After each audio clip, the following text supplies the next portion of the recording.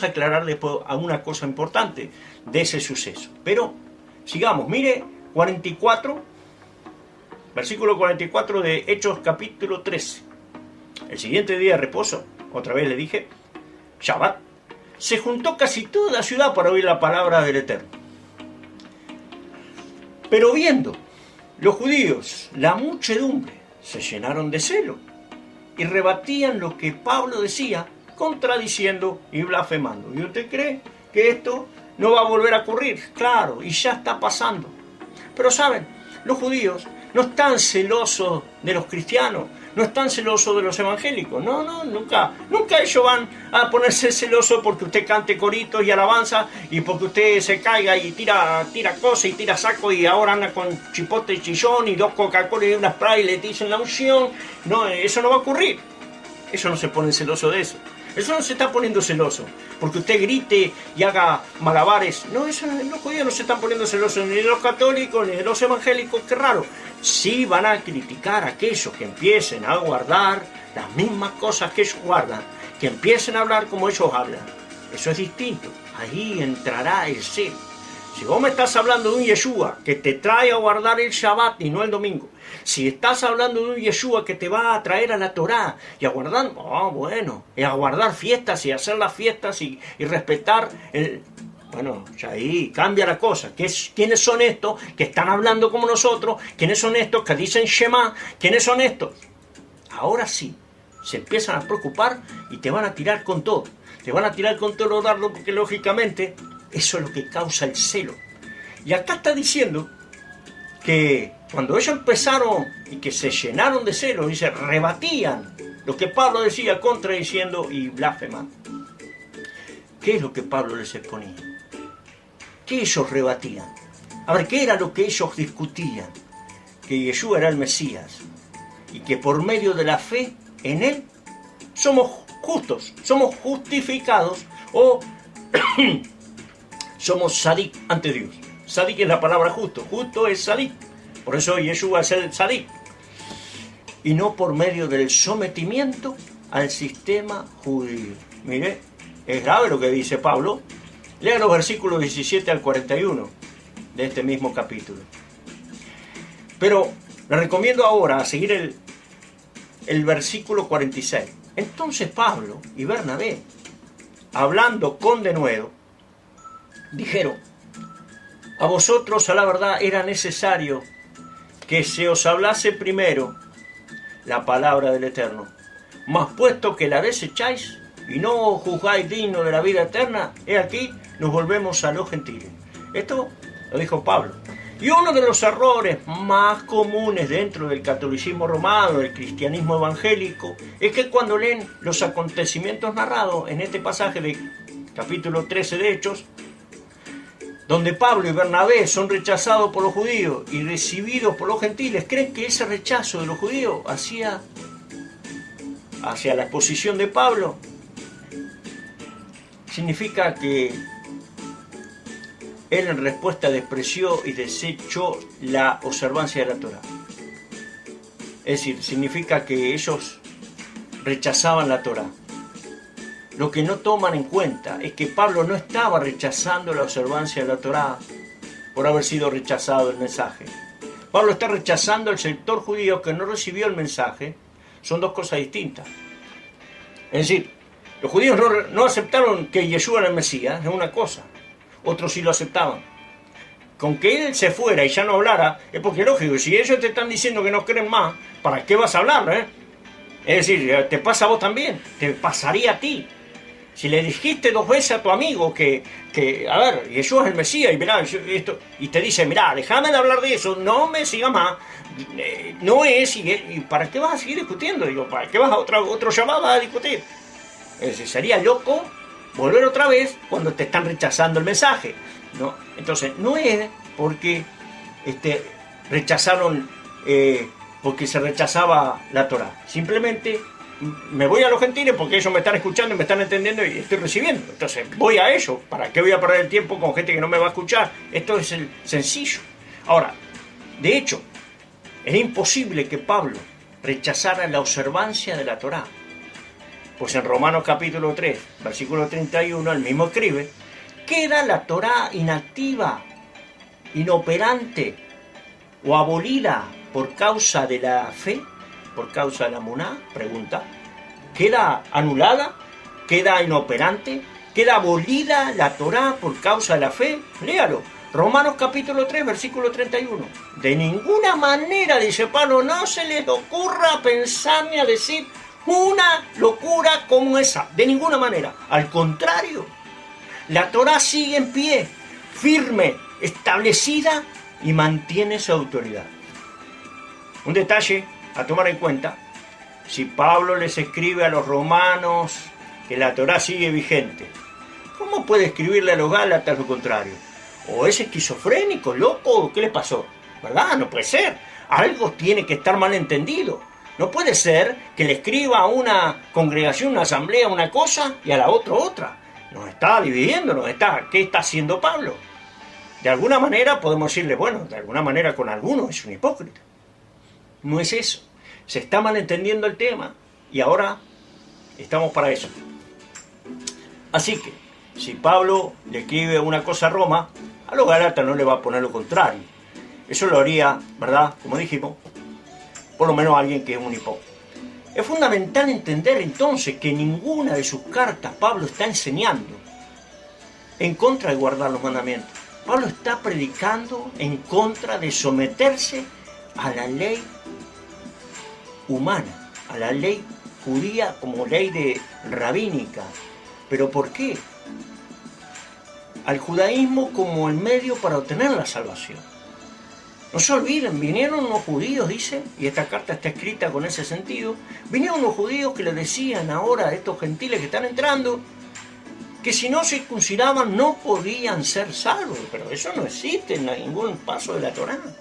La circuncisión nunca fue para salvación, y ninguna obra que tú hagas va a servir para salvación. Y esa es la discusión, no sirve para salvación. Ahora, Pablo está predicando en contra de someterse a esa ley rabínica, a los ritos. Pero de ninguna manera Pablo o algunos de los apóstoles anularon o le restaron importancia a conocer y aprender a vivir en los mandamientos del Eterno. Después de creer en el Mesías, sí, tiene que usted obedecer. De hecho, enseñaron lo opuesto. Así que, vamos al capítulo 1 de Gálatas. Capítulo 1 de Gálatas. Vamos al libro de Gálatas. Vamos a hablar del 1 al 24. Pero en este pasaje de Gálatas 1:1 dice, y vamos a leer que esto es, solo hay un evangelio verdadero. Es decir, no hay dos evangelios, ni tres, ni cuatro. Hay solo uno. Hay uno solo, dice Pablo. No es que haya dos ni tres evangelios, solamente hay uno. Vamos a ver la identidad de los Gálatas ahora. Gálatas capítulo 1, versículo 1 dice, Pablo, Rab Shaul, Pablo, apóstol, no de hombres ni por hombres, sino por Yeshua HaMashiach, y por Dios el Padre, que lo resucitó de los muertos. Hay mucho para hablar aquí, pero vamos a ir tranquilos, despacio, tenemos mucho tiempo todavía para poder ir con esta carta. Pablo aquí comienza una carta diciendo, soy apóstol. No apóstol de hombre, sino que su apostolado fue entregado por Yeshua el Mesías y Dios el Padre. Para los que están estudiando este material de la carta de Gálatas, y ya tienen tiempo en raíces hebreas, conocen la importancia de pronunciar los nombres restaurados. Van a leer aquí los nombres como Yeshua en vez de Jesús, el Eterno, algunos le llaman Yahvé, Yahweh. Bueno, yo solamente le voy a decir el Eterno porque hay algunos que no son nombres. Pero los términos hebreos, por ejemplo, de apóstol, Shaliach, que significa enviar, un enviado, un emisario, un embajador. Yeshua significa salvación. El embajador de Israel, por ejemplo, en Argentina se le llama Shaliach. ¿Será que todos los que ahora se denominan apóstoles son apóstoles? ¿Son enviados? ¿Qué es apóstol? En el contexto de la palabra correcta, un Shelia. Es un enviado para representar los intereses del pueblo de Israel entre las naciones. Un enviado para ir a dar mensaje, para ir a dar enseñanza sobre el pueblo de Israel, sobre la fe del pueblo de Israel a las naciones. Entonces, si es lo que es un Shelia, si eso es un Shelia, un enviado, un emisario de la nación de Israel, ¿por qué el apóstol Pablo fue enviado a predicar a los gentiles? ¿Qué tiene que ver los gentiles con la nación de Israel? Bueno, eso es lo que tenemos que deducir. A continuación, a ver, Pablo es llamado, ¿verdad? Vamos a ver el episodio en que Yeshua, el Mesías, personalmente, llama al apóstol Pablo. Y acá vamos a entrar en un tema, porque como vamos a hablar de apóstol, y qué se entendía por apóstol, y cuál es la discusión, y por qué él tiene que hablar del apostolado, es muy importante que se entienda qué quiere decir el apóstol, y qué era lo que entendían todos los demás. Pedro, por ejemplo. Vamos a ver el episodio en que Yeshua HaMashiach personalmente llama al apóstol Pablo. Recuerden, este pasaje se encuentra en el capítulo 9 del libro de los Hechos. Este es el pasaje más importante sobre el llamamiento. No le vaya a poner conversión, porque el judío no se tenía que convertir a nada. Nunca se tuvo que convertir Pablo a nada. Él fue llamado para una misión determinada, con el conocimiento judío que él tiene. Con todo lo que él tenía, Yeshua lo necesita, lo va a llamar y le va a dar una misión importante. Él no se convierte a nada. Ahora, ¿por qué hablo de esto?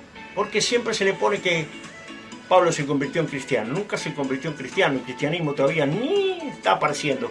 Ni todavía saben. No están escritas las cartas todavía. No hay Nuevo Testamento, como llaman. No existe todavía eso. Acá está Pablo teniendo un llamado por el mismo Yeshua, el Mesías. A ver.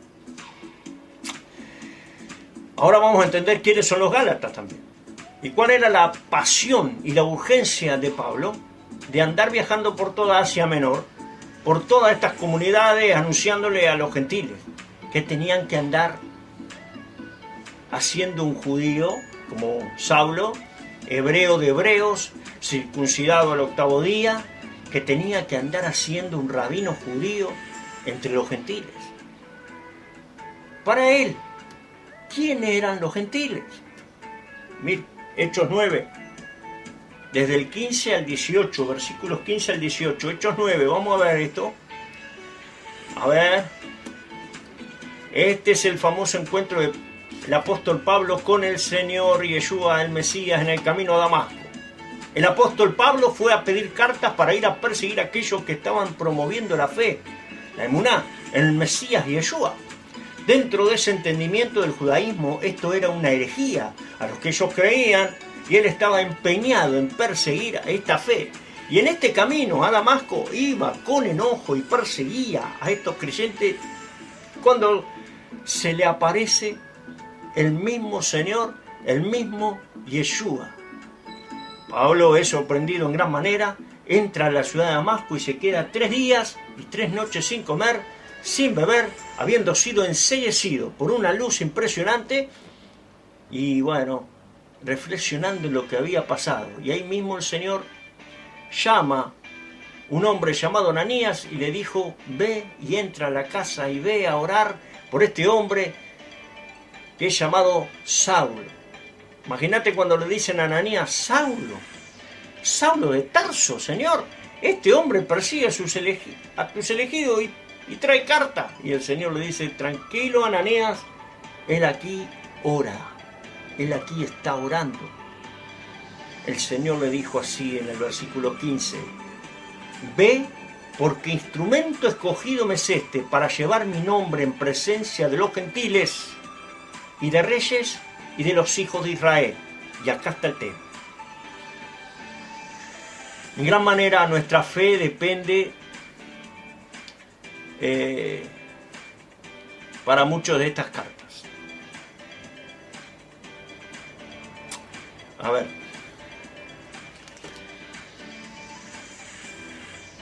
¿qué fue lo que hizo que un perseguidor de los apóstoles de repente se transforme en el más grande promotor, para decirlo de alguna manera, Ninguno de los apóstoles trabajó como él, viajó como él, anunció como él. ¿Qué fue lo que promovió en él esa pasión? Él le predica a los Gálatas de una enfermedad en su cuerpo. ¿Qué fue lo que le cambió su vida?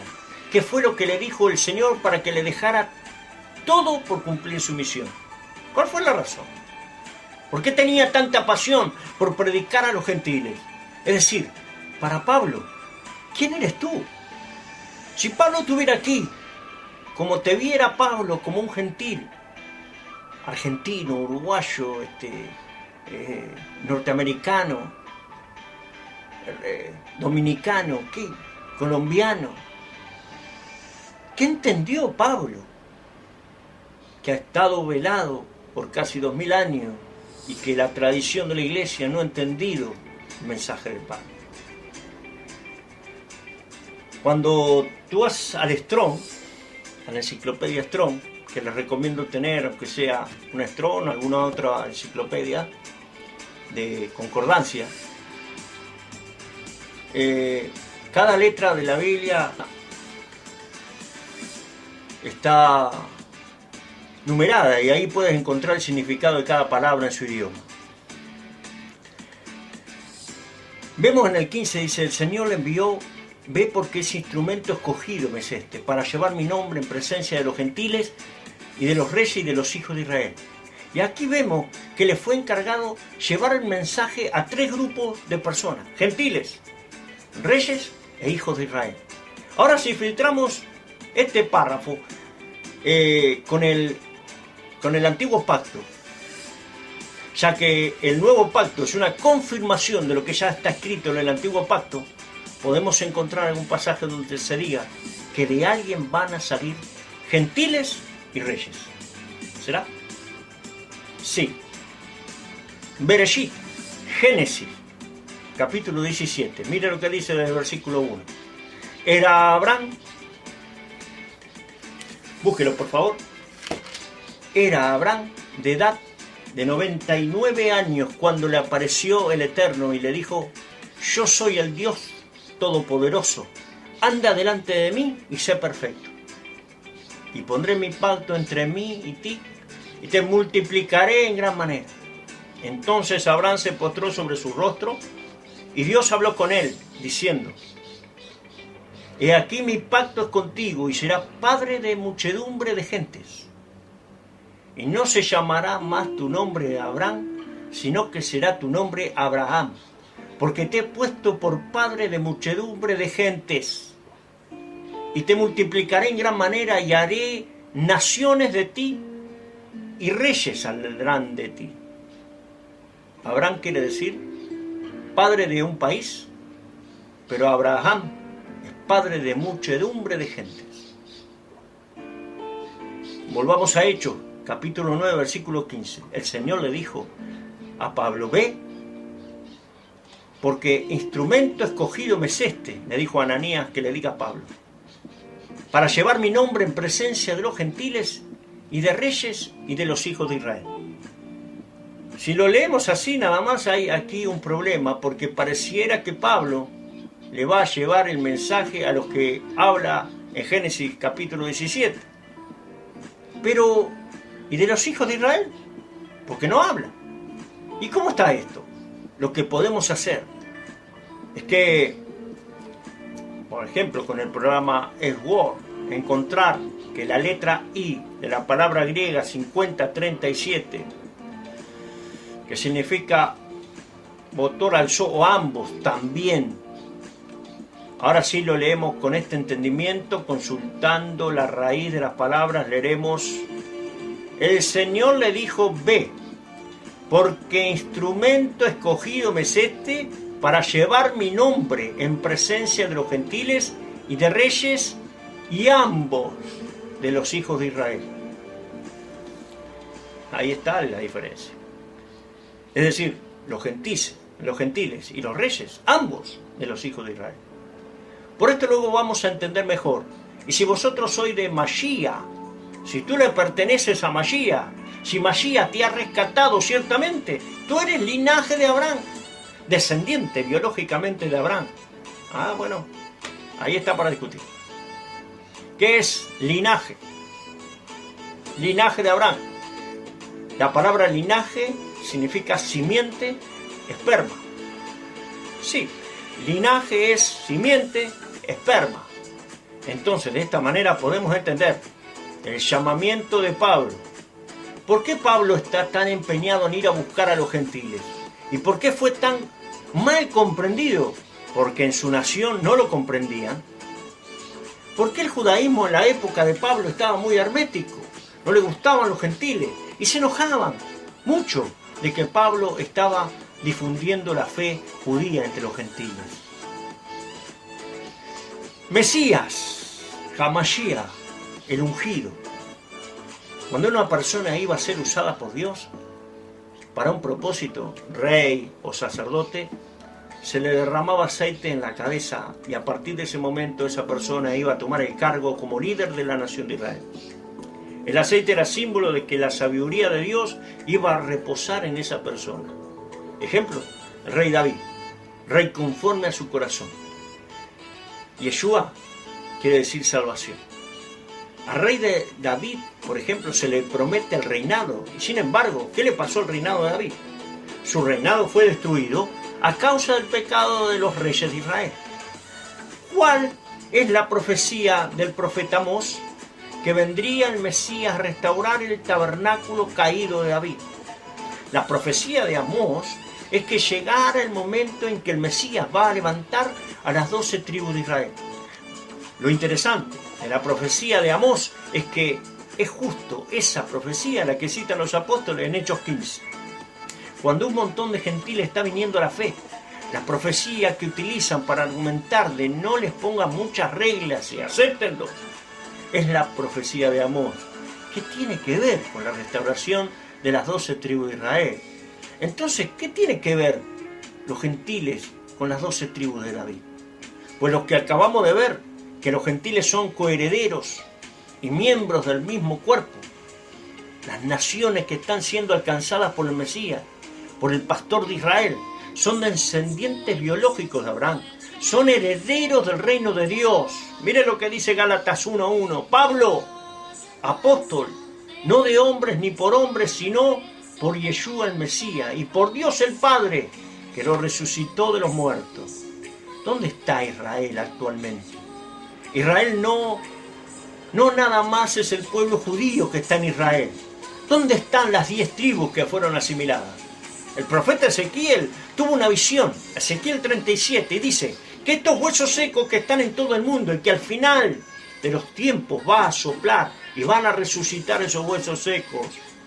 ¿Y cuál es la garantía de que esos huesos van a resucitar? Porque Yeshua, el Mesías, resucitó. Por eso es que Pablo estaba tan convencido de que estaba por iniciar la resurrección de esos huesos secos. Porque Mashiach resucitó. Y si Él resucitó, todos esos huesos secos resucitarían y se formaría ese ejército necesario. Y si ya el Mesías ha resucitado, estaba por cumplirse entonces la profecía de la que habló Ezequiel 37. Así que es a lo que escribe a la asamblea de Galacia, a esa región de Galacia.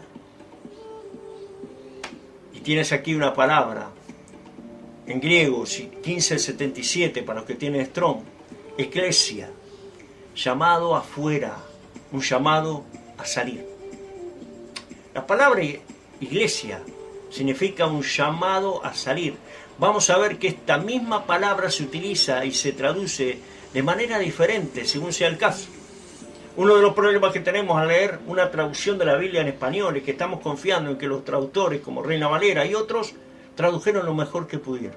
Y sí lo hicieron, pero ellos habían sido formados desde una perspectiva católica y que después fueron perseguidos al haber traducido, y ellos de alguna manera, al traducir, trasladaban sus doctrinas, sus ideas en la traducción. Pues muchos de ellos no habían vivido en la cultura original, la cultura hebrea, y como la teología cristiana dice que la iglesia surgió en el capítulo 2 del libro de los Hechos, en la fiesta de Pentecostés, de acuerdo a la escuela cristiana y que ahí comenzó la iglesia, entonces hay una desconexión total con lo que es la iglesia, con el pueblo de Israel. Como si fueran dos cosas aparte. Se enseña que la iglesia cristiana es por un lado y el pueblo de Israel por otro. Es decir, Israel es una cosa y la iglesia es otra. Y de ahí se derivan otra serie de doctrinas. Fundamentos en esta doctrina original, vamos a ver que no tienen fundamento que lo sustente. Pero este concepto de separar la iglesia es real. Lo único que es una división, separación, crear otro tipo de doctrina para resolver el problema. Así que dice entonces que la iglesia nació en Pentecostés. Bien, con esto vamos a dejar aquí y vamos a continuar el estudio a partir de ese momento, a partir de entonces, de qué pasó en Pentecostés, de qué pasó ese día, el por qué se dice que la iglesia comienza en Pentecostés, para poder entrar en un contexto, para ir a la carta de Gálatas. Estamos viendo que Pablo, vamos a ver también en el video que venga, que Pablo era un fariseo. ¿Y quién era el rabino Saulo? Entonces, para ir entrando en el tema y poder hablar de la carta con total libertad, con total explicación y paso a paso, para que se pueda entender todos estos temas, estos conceptos que vienen saliendo. Así que desde ya los saludo, les digo muchas gracias por estar de ese lado, que tengan un final de Shabbat con toda verajá, y que el Eterno les dé una semana, un Shabbató impresionante, una buena semana. Comiencen, ya se está terminando el año, así que dentro de un rato haré un vivo sobre esto del año, y que el Eterno los siga bendiciendo. Bueno, acompáñenme en este estudio de Gálatas, vamos a hacerlo paso a paso, vamos a ir viendo y generando de a poco las enseñanzas, paso a paso de Gálatas. No se ponga ansioso, ya vamos a llegar a todos esos temas que usted quiere escuchar.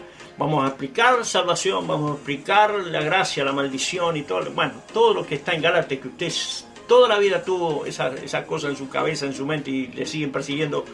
Quédese tranquilo, lo vamos a estudiar, pero quiero hacerlo tranquilo, quiero hacerlo paso a paso, y que veamos todo el contexto, todas las cosas, para que podamos entenderlo de una vez por todas bien. Gracias por estar siempre de ese lado, los quiero mucho, y bueno, espero que puedan invitar a nuestros hermanos cristianos, evangélicos, que usted conozca, para que también pueda estar con nosotros y estudiar juntos, y que cada uno pueda después. Los videos que hacemos no es para que usted esté de acuerdo conmigo, simplemente es para que usted se le incite a la búsqueda, para que usted investigue, para que usted analice, para que usted profundice. Así que después usted va a tomar la decisión correcta, la que usted quiera. Por eso tiene espíritu, por eso usted tiene al Eterno con usted. Así que muchísimas gracias, hermanos. Que Dios, el Eterno, el Santo, los bendiga. Que nuestro Adón, nuestro soberano, nuestra majestad, Yeshua, el Mesías, le siga dando la gracia. Que el Eterno los bendiga a muchos. Amén.